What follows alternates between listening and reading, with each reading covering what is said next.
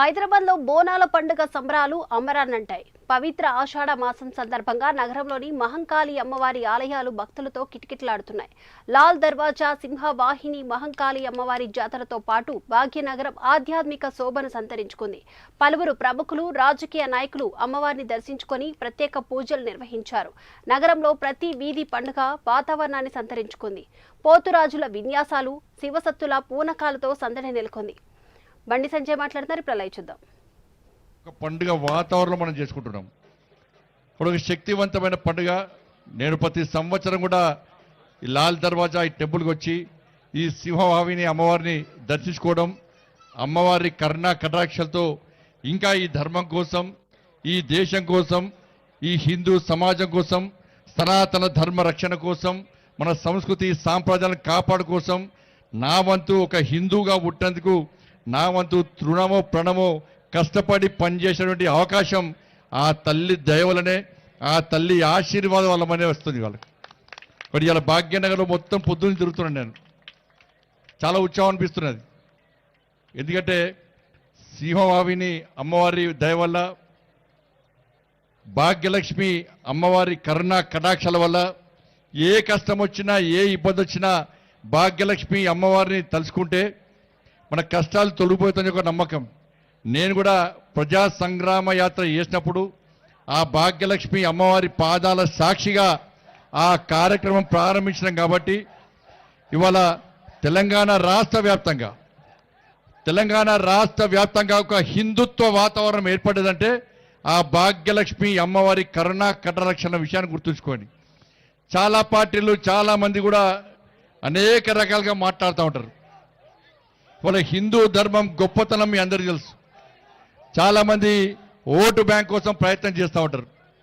ఇవాళ మళ్ళీ చెప్తున్న పాత బస్తీ నుంచి ఎవరైతే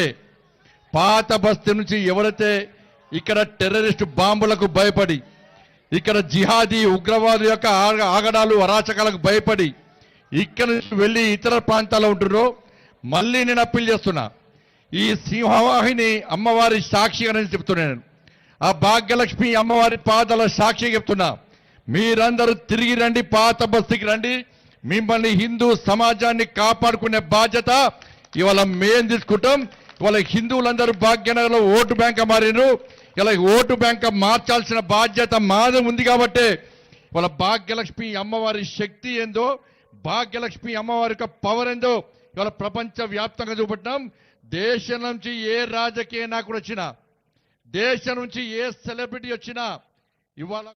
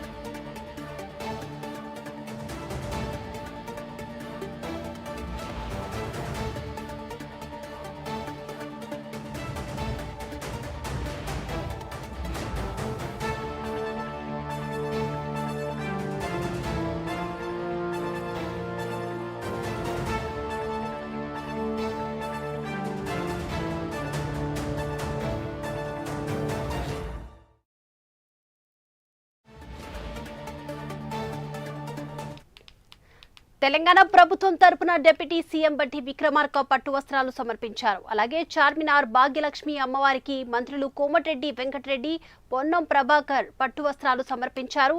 బోనాల పండుగ సందర్భంగా కార్వాన్లోని దర్బార్ మైసమ్మ తల్లిని ఎమ్మెల్సీ కవిత దర్శించుకున్నారు. చార్మినార్ భాగ్యలక్ష్మి అమ్మవారిని బండారు దత్తాత్రేయ దర్శించుకున్నారు.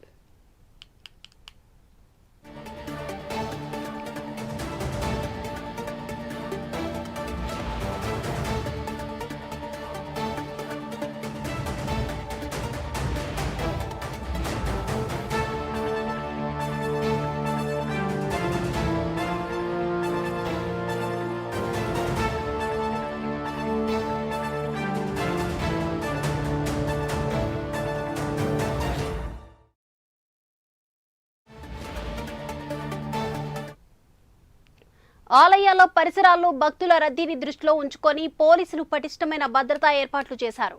ట్రాఫిక్ ఆంక్షలు అమల్లో ఉన్నాయి. విద్యుత్తు అలంకరణలు, తాగునీటి సౌకర్యాలు, ఆరోగ్య శిబిరాలు వంటి ఏర్పాట్లు భక్తులకు అందుబాటులో ఉంచారు. ట్రాఫిక్ నియంత్రణతో పాటు అత్యవసర సౌకర్యాలన్నింటినీ కూడా సిద్ధం చేశారు. మహిళా భద్రతపై ప్రత్యేక దృష్టి సారించబడింది. బోనాల పండుగ మహోత్సవం హైదరాబాద్లో భక్తి శ్రద్ధలతో వైభవంగా కొనసాగుతుంది.